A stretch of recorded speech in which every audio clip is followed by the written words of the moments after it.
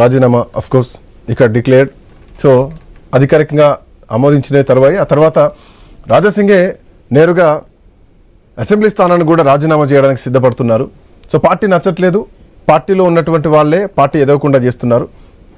So ఈరోజు అధ్యక్ష ఎంపిక వరకు మొదటి నుంచి కొంతమంది పెద్దలు ఈరోజు అధికారంలోకి రాకపోవడానికి కారణం వాళ్ళే అని రాజాసింగ్ చేసినటువంటి కామెంట్స్. అంతకు ముందు కవిత చేసినటువంటి ఆరోపణలపైన కూడా ఆయన కొన్ని కామెంట్స్ చేయడం జరిగింది. అవును, మా వాళ్ళు ప్యాకేజీలకు లొంగిపోతారు, సో ఓడిపోవడానికి కారణం కూడా మా పార్టీలో ఉన్నటువంటి వాళ్ళే, మా పార్టీ పెద్దలే అంటూ కూడా కామెంట్ చేయడం జరిగింది. సో ఇది బీజేపీలో అంతర్గతంగా ఉన్నటువంటి అంశాలని ఆయన బహిరంగంగా మాట్లాడుతున్నారా? అసలు బీజేపీ అధ్యక్ష ఎన్నిక అఫ్కోర్స్ పార్టీ పరంగా ఎవరు తప్పు పట్టట్లేదు, పార్టీ పరంగా నిర్ణయం తీసుకోవడం అది వాళ్ళ ఇష్టం. కాకపోతే బీసీలకు అన్యాయం జరిగిందా, బీసీలకు అవకాశం ఇస్తా అని చెప్పేసి ఒక ప్రచారం బాగా జరిగింది. దీన్ని ఎవరు ఖండించలేదు కూడా. బీసీ ముఖ్యమంత్రి చేస్తున్నారు, కనీసం పార్టీ అధ్యక్షుడికి కూడా బీసీలు పనికిరారన్నటువంటి చర్చ ఈరోజు బలంగా నడుస్తున్నటువంటి క్రమం కనిపిస్తోంది. దీంట్లో భాగంగా కాంగ్రెస్ పార్టీ ఒక కామెంట్ చేస్తోంది రామూర్తి గారు. బీఆర్ఎస్ భవిష్యత్తులో బీజేపీతో పొత్తు పెట్టుకోవడం కోసమే ఈరోజు అధ్యక్ష ఎంపిక ఇట్లాంటి జరిగింది. ఒక మాస్ పాలిటిక్స్ ఉన్నటువంటి రాష్ట్రంలో సౌమ్యుని, ఒక లౌక్యం ఉన్నటువంటి వ్యక్తిని మీరు అధ్యక్షుడిగా తీసుకున్నారు. సో రెండు పొత్తులో భాగంగానే ఈటలను తప్పించడానికి కూడా కారణం ఇది ఒకటి. ఈటల్ని రేపు పొద్దున డైరెక్ట్ కేసీఆర్ ఫేస్ చేయలేరు కాబట్టి సో ఇట్లాంటి నిర్ణయం ఒకటి తీసుకున్నారు. వెనకాల మొత్తం ఒక కుమ్మక్కు రాజకీయాలని అని చెప్పేసి కాంగ్రెస్ పార్టీ చేస్తున్నటువంటి ఆరోపణ. ఒక జాతీయ పార్టీ బీజేపీకి మేము రాష్ట్ర అధ్యక్షుని సూచించే పరిస్థితి ఉంటుందా అండి శ్రీకాంత్ గారు? మరి ఎందుకు మీరు జాతీయ పార్టీని విమర్శించేటువంటి పరిస్థితి? చెప్తాను, ఎందుకంటే ఇప్పుడు నేను ఎవరిని కూడా విమర్శించలేదు. ఇప్పుడు రామచంద్రరావు గురించి కూడా ఆయన టాలెంట్ని కానీ, ఎడ్యుకేషన్ కానీ, ఆయన వ్యక్తిగతంగా కానీ విమర్శించలేదు, విమర్శించబోం కూడా. కానీ ఏంటంటే అప్పుడు వాళ్ళ పార్టీలో ఉన్న వ్యక్తులే ఫస్ట్ అపోజ్ చేసిళ్ళు. ఎందుకంటే ఓ డమ్మీ డమ్మీ డమ్మీ డమ్మీ అని ఆయనే అన్నారు. మీ ఏ పార్టీ, కాంగ్రెస్ కానీ అదేవిధంగా బీఆర్ఎస్ పార్టీ కానీ ఎవరు కూడా అనలేదు. వాళ్ళ పార్టీలో ఉన్న వాళ్ళే ఆయన ఏదైతే ఆయన అధ్యక్షుని పెట్టిన తర్వాత ట్రోల్ చేయడం మొదలుపెట్టిళ్ళు. ఆయనే ఏదైతే ఇప్పుడు మీడియా ముందుకు వచ్చి నేను డమ్మిని కాదు, వచ్చి కొట్లాడండి నా దమ్ము ఉంటే అంటే, మరి మీతో మీరు కొట్లాడుకోండి, మాకేం సంబంధం లేదు. ఎవరెవరు మేము డమ్మి అన్నారో దాన్ని వరుసగా పెట్టుకొని మీరే కొట్లాడుకొని దానికి సంబంధం లేదు, మాకు అవసరం కూడా లేదు. ఇప్పుడు ఏదైతే వీళ్ళు మాట్లాడుతూ ఎవరికి ఎవరు దోస్తాను, అసలు ఎవరు సూచించిళ్ళు, రాష్ట్రం మొత్తం దేశం మొత్తం తెలిసిపోయింది. ఎందుకంటే చంద్రబాబుకు అత్యంత సన్నిహితుడు. ఎందుకంటే ఇప్పుడు మీరు మొత్తం చూపెడతా దాన్ని రేవంత్ రెడ్డి కూడా చంద్రబాబు సన్నిహితుడే, రేవంత్ రెడ్డి చంద్రబాబు శిష్యుడు అట్లా అని చెప్పేసి రేపు రేవంత్ రెడ్డి చెప్తాను అది కూడా చెప్తాను. చంద్రబాబు నాయుడు రాష్ట్రంలో నడిచేది కూడా చెప్తాను. ఏ క్రమంలో వచ్చింది, ఎంసీఆర్ ప్రభుత్వం ఎట్లా నడుస్తుంది, మోడీ చంద్రబాబు రేవంత్ రెడ్డి ఏ విధంగా నడుస్తుంది, ఇప్పుడు ఇక్కడ ఎవరి నోట్లో ఎవరు పెడుతున్నారు అన్నది స్వీట్ కూడా చూసుకోవచ్చు. ఇప్పుడు అత్యంత సన్నిహితుడు ఇక్కడ ఇప్పుడు ఇక్కడ చాలా మంది ఉన్నారు, ఇక్కడ పెద్దలు కూడా ఉన్నారు, చాలా పెద్దలు కూడా పక్కకు నెట్టి చంద్రబాబు పక్కన ఎవరు నిలబడ్డది అన్నది, ఇప్పుడు రాష్ట్ర అధ్యక్షుడు నిలబడ్డది అన్నది, ఆయన నోట్ల స్వీట్ పెడుతున్నది కూడా మీరు చూసుకోవచ్చు.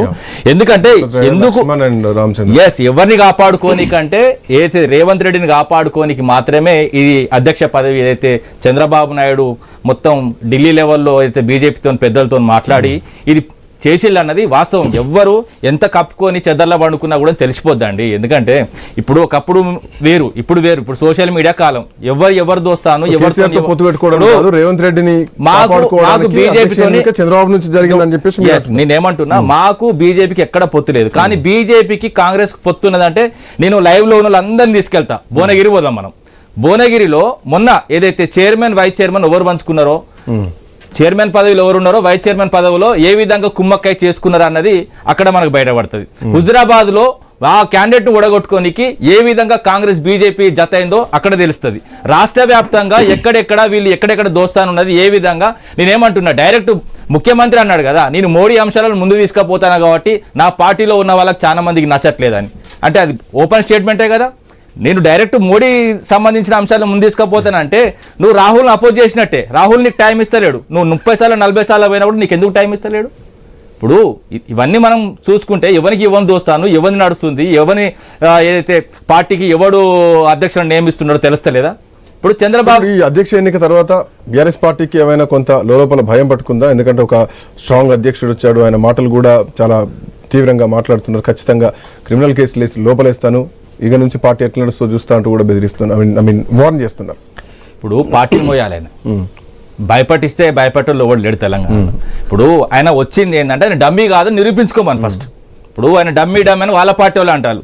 ఆయనను పెట్టిన వెంటనే ఎవరు వేయండు? వాళ్ళ ఎమ్మెల్యే వేయండు కదా. ఇప్పుడు వాళ్ళ ఎమ్మెల్యేనే రాజీనామా చేసి బయటికి వేయండు.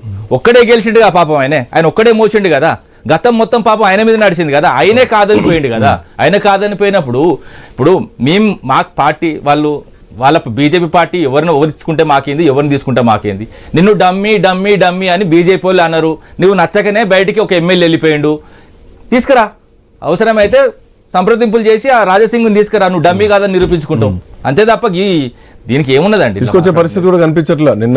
నిన్న మాట చూస్తే మీరే డైరెక్ట్ స్పీకర్ కి రాజీనామా లేఖ రాయాలి, పార్టీ అధ్యక్షుడు రాసి పార్టీ అధ్యక్షుడి నుంచి మీరు పంపించడం ఎక్కడదని చెప్పేసి అఫ్కోర్స్ రాజాసింగ్ వదిలేసింది కనిపిస్తుంది. రాజాసింగ్ ఇప్పుడు ఆయన ఏ నిర్ణయం తీసుకుంటాడు అన్నది అప్రస్తుతం. ఎందుకంటే ఆయన రాజీనామా చేసిండు, దాని తర్వాత ఎమ్మెల్యేకి రాజీనామా చేస్తాడా లేదా, పార్టీకి అయితే రాజీనామా చేసిండు. రాజీనామా చేసిన తర్వాత పార్టీ కూడా సంప్రదిస్తలేదంటే వాళ్ళ ఎమ్మెల్యేల మీద వాళ్ళ కార్యకర్తల మీద ఎంత ఏదైతే నమ్మకం ఉన్నదో ఎంత ప్రేమ ఉన్నదో తెలిసిపోతుంది. అదే విధంగా వాళ్ళ కార్యకర్తలు కూడా కోరుకోలేదు. ఏదైతే చాలా మంది చాలా విధాలుగా సోషల్ మీడియాలో కూడా మనం చూసినాం. ఎందుకంటే బీజేపీ కార్యకర్తలే పెడుతున్నారు అసలు ఈ కరెక్ట్ కాదు, ఈ క్యాండిడేట్ కరెక్ట్ కాదు. ఇప్పుడు ఏంటంటే ఒక సాఫ్ట్వేర్ కంపెనీకి ఒక హార్డ్వేర్ ఎంప్లాయీని రిక్రూట్ చేసుకున్నట్టున్నది, అంతే తప్ప. కానీ ఇప్పుడు ఉన్న పరిస్థితుల్లో రాష్ట్రంలో హార్డ్వేర్కి సంబంధించిన పరిస్థితులు ఉన్నాయి కాబట్టి ఇప్పుడు సాఫ్ట్వేర్ ఎంప్లాయీని పెడితే ఏమవుతుందండి, ఏం రాదు. వాస్తవంగా ఏంటంటే ఆయన డమ్మీ అని ఆయన నోట్లకి వెళ్ళినప్పుడే అసలు నాకే అర్థమవుతుంది అసలు ఏ విధంగా ఆయన చూస్తే కొంత నాకు ఇబ్బందికరమైన వాతావరణం ఉన్నది. ఎందుకంటే వ్యక్తిగతంగా చూస్తాను. నరసింహరావు గారు నమస్తే, గుడ్ ఈవినింగ్. గుడ్ ఈవినింగ్ అండి. నరసింహరావు గారు, రాజాసింగ్ ఎగ్జిట్ తర్వాత ఆయన ఒక్కడే గెలిచింది ఒకానొకప్పుడు. ఈవెన్ తెలంగాణ ఉద్యమం, తెలంగాణ